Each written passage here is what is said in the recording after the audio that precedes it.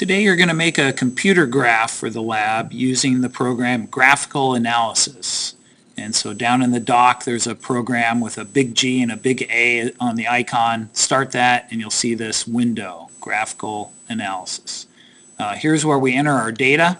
On the x-axis you're told to enter force. That's the thing we were in charge of.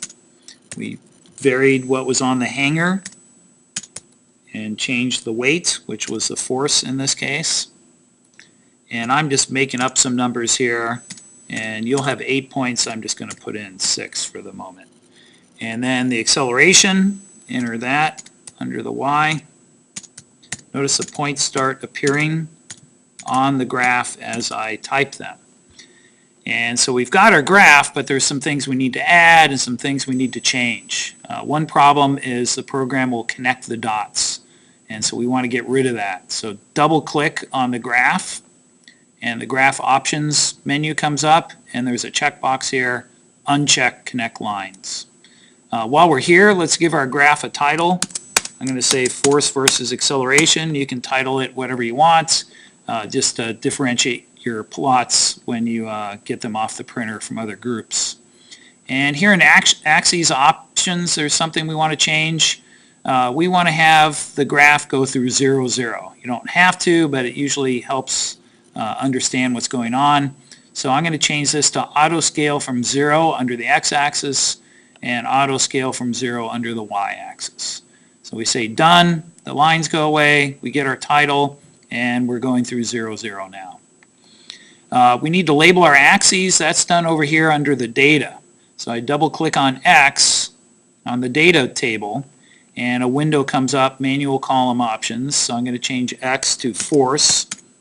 You could also call it the hanging weight because that is our force in this case, and that's in newtons. And then we have for the y-axis, that is acceleration, so I double click on the Y column and type in acceleration, short name A, units meter per second squared or meter per second per second. There's no superscript, don't look for that. And so I'm going to say done, and so notice now our axes are labeled on the graph as well as our data table. Well, we do want to have a line going through our points, but we want a best fit line. And so there are a couple of ways of doing that. If you go to Analyze, we can go to Curve Fit, and that gives you a bunch of choices to try and fit your data. But when you're pretty sure it's linear, you could pick that and say try it, that would work.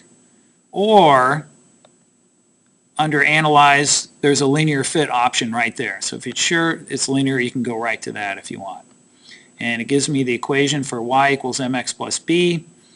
The slope is given and the y-intercept is given. You're now ready to print this out, and the best thing to do, we don't really need the data column, and so when you go to File, go to Print Graph, and that will just print the graph in a good format on the paper. If you print the whole thing, that's okay, but we don't really need the data table. So let me know if you need help with this in class.